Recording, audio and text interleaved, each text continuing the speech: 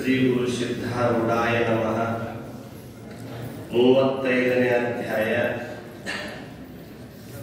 ಧನದ ಭ್ರಾಂತಿ ಮೋಕ್ಷಿಪಿಗೆ ಅಂತರಾಯ ಶ್ರವಣಕ್ಕೆ ಎಂತ ಸದ್ಗುರು ನಾಶಪಡಿಸಿದು ಬಾದಿಯಾತನ ಲಾಭಕ್ಕೆ. ಗುರು ತಾಪದಿ ಬಳಲುತ್ತಿರುತ್ತಾ ಸ್ವೀಕರಿಸಿದನು ಜ್ವರವನ್ನು, ವರ ಸಮಾಧಿಯೊಳಿಟ್ಟು ಬ್ರಹ್ಮಾನಂದವನ್ನು ಭೋಗಿಸಿದನು. ಹೇ ಸದ್ಗುರು ಸಿದ್ಧನಾಥನೇ, ಯಾವ ನಿನ್ನ ಚರಣಗಳ ಸ್ಪರ್ಶ ಮಾತ್ರದಿಂದ ಬ್ರಹ್ಮನು ಸಹ ತನ್ನ ಉಪಾಧಿಯನ್ನು ಹೋಗಲಾಡಿಸಿಕೊಳ್ಳಲಿಕ್ಕೆ ಇಚ್ಛಿಸುವನು, ಆ ಚರಣಗಳಲ್ಲಿ ನನ್ನ ಮಸ್ತಕವಿರಲಿ. ತ್ರಿಮೂರ್ತಿಗಳಿಗೆ ಸಹ ಉಪಾಧಿಗಳಿರುತ್ತವೆ, ಆದರೆ ನಿನಗೊಬ್ಬನಿಗೆ ಉಪಾಧಿ ಸಂಬಂಧವಿಲ್ಲವು.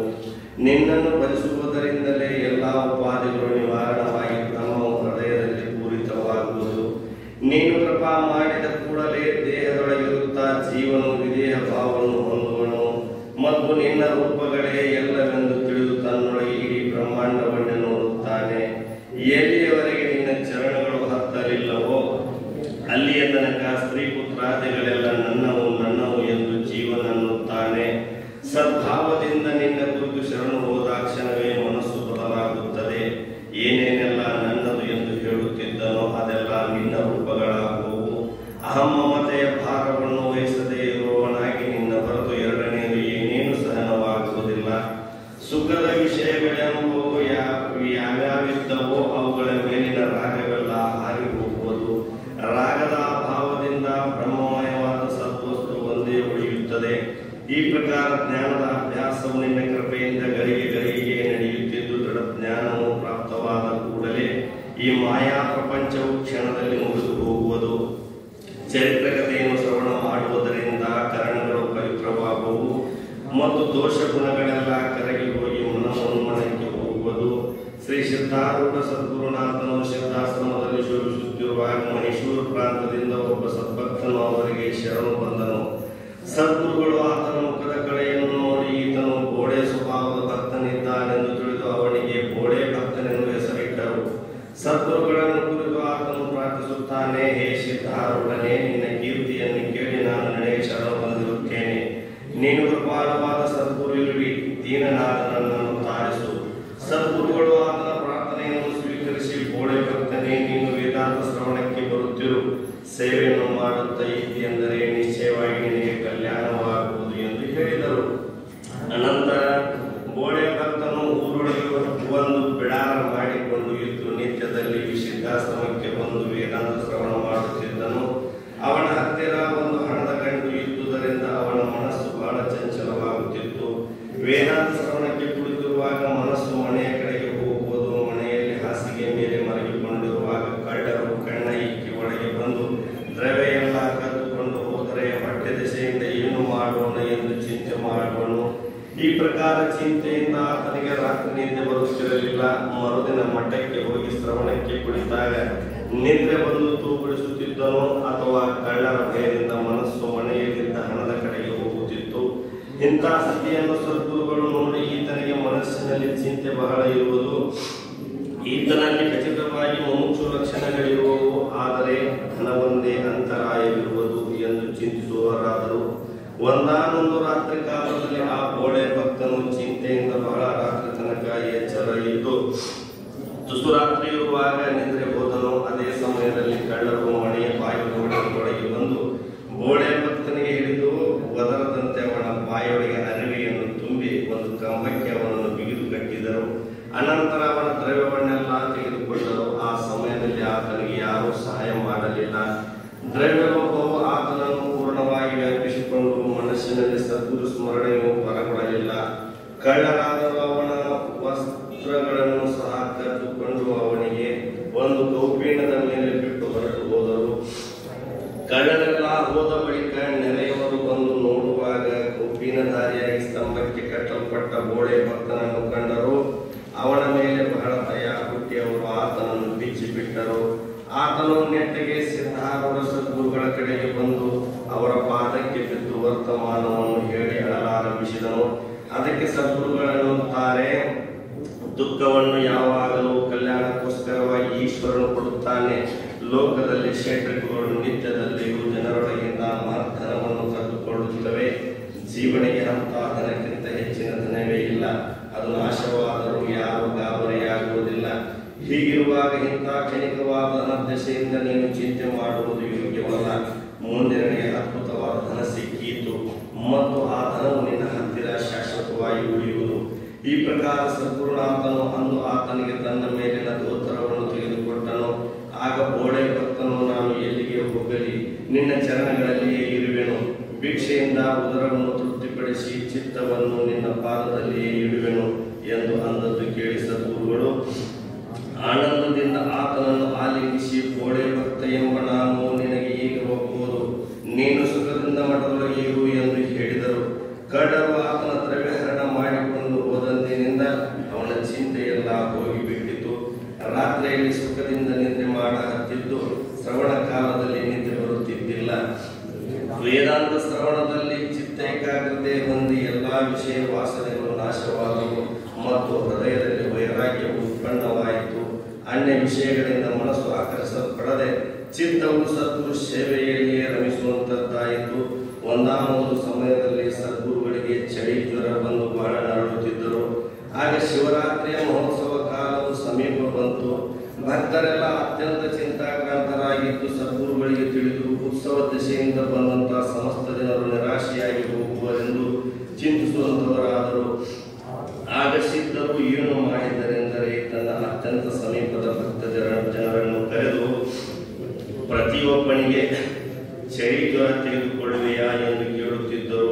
ಒಬ್ಬನಂದನು, ನಾನು ಜ್ವರದಿಂದ ಬಿದ್ದರೆ ಮನೆಯಲ್ಲಿ ಹೆಂಡತಿ ಮಕ್ಕಳು ಗಾಬರಿಯಾಗುವರು. ಮತ್ತೊಬ್ಬನು, ನನಗೆ ವ್ಯವಹಾರದಲ್ಲಿ ಬಹಳ ಜರೂರಿನ ಕೆಲಸಗಳಿವೆ ಎಂದು ಹೇಳಿದರು. ಇನ್ನೊಬ್ಬನು, ನನ್ನ ಸ್ತ್ರೀ ಗರ್ಭಿಣಿ ಇರುತ್ತಾಳೆ. ಬೇರೊಬ್ಬನು, ನನಗಿನ್ನೂ ಲಗ್ನವಾಗಿಲ್ಲ. ಮತ್ತೊಬ್ಬನು, ನನ್ನ ಕಾಂತೆಯು ಬಹಳ ತರುಣಿ ಇದ್ದಾಳೆ. ನಾನು ಸತ್ತರೆ ಏನು ಮಾಡುವುದು ಎಂದು ಈ ಪ್ರಕಾರ ಅಂದು ಮೆಲ್ಲನೆ ಹೊರಟು ಹೋದರು. ಆಗ ಸನ್ಯಾಸಿ ಶಿಷ್ಯರು ಉಳಿದರು.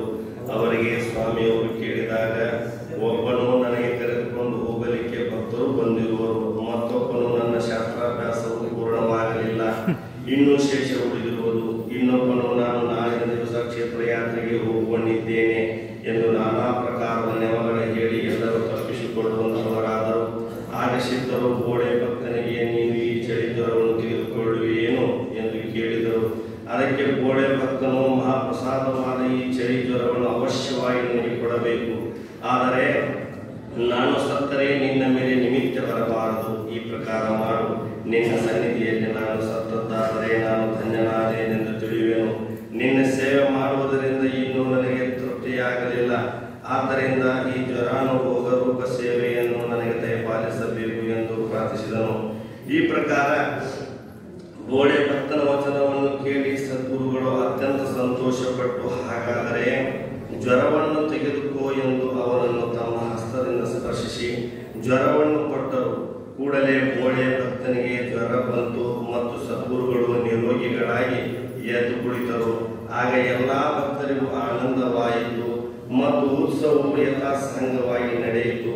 ಉತ್ಸವ ಕಾಲದಲ್ಲಿ ಸಿದ್ಧರಾಯರು ಕ್ಷಣ ಬೋಡೆ ಭಕ್ತನ ನಿಸ್ಸೀಮ ಭಕ್ತಿಯನ್ನು ನೆನೆಸುತ್ತಿದ್ದರು ಮತ್ತು ಗಳಿಗೆ ಅವನ ಹತ್ತಿರ ಬಂದು ನೋಡಿ ಅಂಜಬೇಡ ಅನ್ನುತ್ತಿದ್ದರು. ಮಹೋತ್ಸವ ತೀರಿದ ಕೂಡಲೇ ಸದ್ಗುರುಗಳು ಆತನ ಸಮೀಪ ಬಂದು, ಜ್ವರವನ್ನು ಈಗ ತೆಗೆದುಕೊಳ್ಳುವೆನು ಎಂದು ಹೇಳಿದ್ದನ್ನು ಕೇಳಿ ಬೋಡೆ ಭಕ್ತನು, ನೀನು ಜ್ವರದಿಂದ ಮಲಗಿದರೆ ನನಗೆ ಅತ್ಯಂತ ದುಃಖವಾಗುವುದು ಎಂದು ಅಂದನು.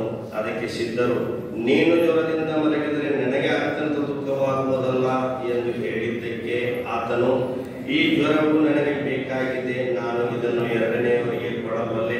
ನೀನು ಸ್ವಸ್ಥವಾಗಿರುವುದನ್ನು ನೋಡಿದರೆ ಸಾಕು, ನನಗೆ ಆನಂದವಾಗುವುದು ಎಂದು ನುಡಿದನು. ಈ ವಚನವನ್ನು ಕೇಳಿ ಸರ್ವರು, ಈತನು ಧನ್ಯನು, ದೇಹ ಮಮತೆಯನ್ನು ಬಿಟ್ಟು ಗುರುಕೃಪೆಗೆ ಪೂರ್ಣ ಪಾತ್ರನಾಗಿದ್ದಾನೆ ಎಂದು ಅನ್ನುವಂತವರಾದರು. ಸಿದ್ಧ ಗುರುಗಳು ಬಹಳ ಸಂತೋಷಯುಕ್ತರಾಗಿ ಆ ಬೋಡೆ ಭಕ್ತನ ಮೈಯನ್ನು ತನ್ನ ಅಮೃತ ಹಸ್ತದಿಂದ ಸ್ಪರ್ಶಿಸಿ ಆತನ ಜ್ವರವನ್ನು ಹೋಗಲಾಡಿಸಿದರು. ಆ ಕೂಡಲೇ ಆತನು ಎದ್ದು ಕುಳಿತುಕೊಂಡು ಅಳಲಾರಂಭಿಸಿ, ನನಗೆ ಯಾಕೆ ಸ್ವಸ್ಥ ಮಾಡಿದಿ? ಈಗ ನೀನು ಜ್ವರದಿಂದ ಮಲಗಿದ್ದಾದರೆ ನನ್ನಿಂದ ಆ ದುಃಖವು ಸಹಿಸಲಾಗದೆ ನಾನು ಪ್ರಾಣ ಕೊಡುವೆನು ಎಂದು ಅಂದ ವಚನ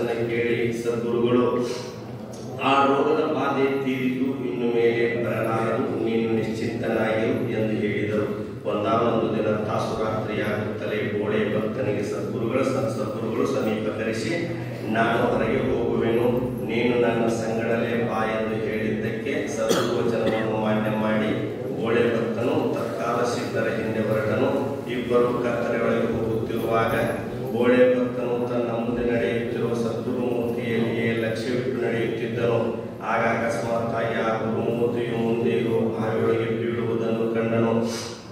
ಆಗ ಗಡಬಡಿಸಿ ಬೋಡೆ ಭಕ್ತನು ಓಡಿದ ತಕ್ಷಣವೇ ಆ ಕೂಪದಲ್ಲಿ ತಾನು ಧುಮುಕಿದನು. ತುಸು ನೀರು ಇರುತ್ತಿದ್ದ ಆ ಬಾವಿಯೊಳಗೆ ಬಿದ್ದು ಆತನ ಮೈಯೆಲ್ಲ ಜರ್ಜರವಾಗಿ ಹೋಯಿತು. ಆದರೂ ಮನಸ್ಸಿನ ನಿರ್ಧಾರವನ್ನು ಬಿಡದೆ ಅತಿ ದುಃಖದಿಂದ ಸದ್ಗುರುವನ್ನು ಸ್ಮರಿಸುವಂತವನಾದನು. ಆ ಕೂಡಲೇ ಆತನು ತನ್ನ ಕಣ್ಣೆದುರಿಗೆ ವಿದ್ಯುಲ್ಲತೆಯಂತ ಒಂದು ಪ್ರಕಾಶವನ್ನು ಕಂಡನು. ಆ ಪ್ರಕಾಶವನ್ನು ನೋಡುತ್ತಾ ಮನಸ್ಸಿನಲ್ಲಿ ಅತ್ಯಂತ ಆನಂದ ಭರಿತನಾದನು.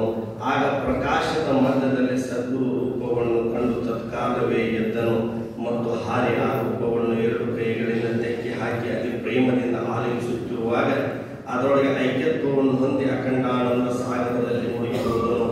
ದೇಹಪಾನವು ತಪ್ಪಿ ಹೋಯಿತು, ಗುರು ಶಿಷ್ಯ ಎಂಬ ಭೇದವು ಕರಗಿ ಹೋಯಿತು ಮತ್ತು ಈ ಕಾಲದಲ್ಲಿ ಗುರು ಸ್ವರೂಪದಲ್ಲಿ ತಲ್ಲೀನನಾಗಿ ಹೋಗುವಂತವನಾದನು. ಹೀಗೆ 5 ಗಳಿಗೆವರೆಗೆ ಐಕ್ಯ ಭಾವದೊಳಗೆ ಲೀನವಾಗಿದ್ದು ಪುನಃ ಬೋಡೆ ಭಕ್ತನು ಐಕ್ಯತ್ವ ಶಿಥಿಲವಾಗಿ ಸದ್ಗುರು ರೂಪಕ್ಕೆ ಬೇರೆಯಾಗಿ ಅದನ್ನು ತನ್ನೆದುರಿಗೆ ನೋಡುತ್ತಾ ಇದ್ದನು. ಆದರೆ ಆ ಐಕ್ಯತ್ವದ ಅನುಭವವು ಮರೆಯದೆ ಅಖಂಡಾನಂದದಲ್ಲಿ ಇರುತ್ತಿದ್ದನು. ಅನಂತರ ಮೆಲ್ಲನೆ ಆ ಪ್ರಕಾಶವು ಕುಂದುತ್ತಾ ನಡೆಯಿತು ಮತ್ತು ಅದರ ಕೂಡ ಸದ್ಗುರು ರೂಪವು ಅದೃಶ್ಯವಾಯಿತು. ಆದರೆ ಆನಂದವು ಖಂಡಿಸಲ್ಪಡದೆ ಬೋಡೆ ಭಕ್ತನು ಉನ್ಮತ್ತನಂತಿದ್ದನು. ಆನಂದ ಸಮುದ್ರದಲ್ಲಿ ಮುಳುಗಿಕೊಂಡು 4 ಗಳಿಗೆ ತನಕ ಇದ್ದು ಆಮೇಲೆ ದೇಹದ ಮೇಲೆ ಸ್ವಲ್ಪ ಸ್ಮೃತಿ ಬಂದ ಕೂಡಲೇ ದೇಹ ದುಃಖವು ನೆನಪಿಗೆ ಬಂತು. ಅಷ್ಟರಲ್ಲಿ ಬಾವಿಯ ಮೇಲಿಂದ ಸದ್ಗುರು ಧ್ವನಿಯು ಕೇಳಿ ಬಂತು. ಕೂಡಲೇ ದುಃಖವನ್ನೆಲ್ಲ ಬಿಟ್ಟನು. ಸದ್ಗುರು ಅನ್ನುತ್ತಾರೆ, ಹೇ ಬೋಡೆ ಭಕ್ತನೇ, ನನ್ನ ಪ್ರಿಯನೇ, ನೀನು ಎಲ್ಲಿರುತ್ತಿ? ಕಾಣಿಸುವುದಿಲ್ಲ ಅಂದದ್ದು ಕೇಳಿ ಆತನು, ನಾನು ಇಲ್ಲಿ ಬಾವಿಯೊಳಗಿರುವೆನು ಎಂದು ಉತ್ತರ ಕೊಟ್ಟನು. ಆಗ ದಯಾಳುವಾದ ಸಿದ್ಧರು ತಮ್ಮ ಹಸ್ತಗಳನ್ನು ಉದ್ದ ಮಾಡಿ 2 ಕೈಗಳಿಂದ ಆ ಬೋಡೆ ಭಕ್ತನನ್ನು ಹಿಡಿದು ಬಾವಿಯೊಳಗಿಂದ ಎತ್ತಿ ಮೇಲಕ್ಕೆ ತಗೊಂಡರು. ಆಗ ಸದ್ಗುರುಗಳು ಆತನನ್ನು ನೋಡಿ ಬಹು ಪ್ರೇಮದಿಂದ ದೃಢಾಲಿಂಗನವನ್ನು ಕೊಟ್ಟರು. ಕೂಡಲೇ ಬೋಡೆ ಭಕ್ತನ ಶರೀರ ದುಃಖವೆಲ್ಲ ಹೋಗಿ ಪೂರ್ಣ ಸದೃಢನಾದನು. ಸದ್ಗುರುನಾಥನು ಆತನ ಮೇಲೆ ಅತ್ಯಂತ ಕೃಪೆಯಿಂದ ಸಮಾಧಿ ಸುಖವನ್ನೇ ಕೊಡುವಂತವನಾದನು. ಸದ್ಗುರುವಿನ ಕಾರ್ಯಗಳು ವಿಚಿತ್ರವಾಗಿರುತ್ತವೆ.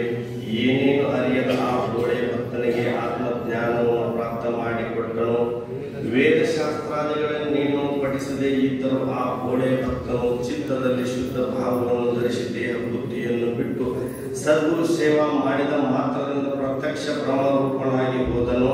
ಈ ಪ್ರಕಾರವಾದ ಬೋಡೆ ಭಕ್ತನ ಕಥೆಯನ್ನು ಶ್ರವಣ ಮಾಡಿದ ಮಾತ್ರದಿಂದ ಸರ್ವ ಪಾಪಗಳು ಸತ್ಯವಾಗಿ ನಾಶವಾಗುತ್ತವೆ ಮತ್ತು ಸದ್ಗುರುನಾಥನ ಕೃಪೆಯಿಂದ ಜ್ಞಾನವೇ ಪ್ರಾಪ್ತವಾಗುವುದು. ಈಗ ಕಥೆಯ ಲಕ್ಷಾರ್ಥವನ್ನು ಕೇಳಿರಿ. ಬೋಡೆ ಭಕ್ತನು ಸದ್ಭಾವವೇ ಮೂರ್ತಿಮಂತನಾದವನು. ಆ ಸದ್ಭಾವನೆಗಾದರೂ ಒಮ್ಮೆ ವಿಷಯಾಸಕ್ತಿ ಎಂಬ ಧನವಿತ್ತು.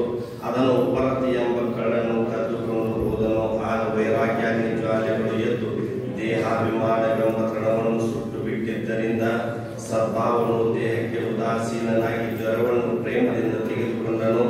ಆ ಸದ್ಗುರು ದಯಾಳನು ಈ ಪ್ರಕಾರ ಭಕ್ತಿ ಪರೀಕ್ಷೆಯನ್ನು ತೆಗೆದುಕೊಂಡು ಚರೋತ್ಯವೆಡೆ ಹೊಂದಿದನೆಂದು ತಿಳಿದು ಆತನಿಗೆ ಜ್ಞಾನವನ್ನು ಪ್ರಾಪ್ತಿ ಮಾಡಿಕೊಡುವುದಕ್ಕೋಸ್ಕರ ಏಕಾಂತದಲ್ಲಿ ಕರೆಸಿಕೊಂಡನು.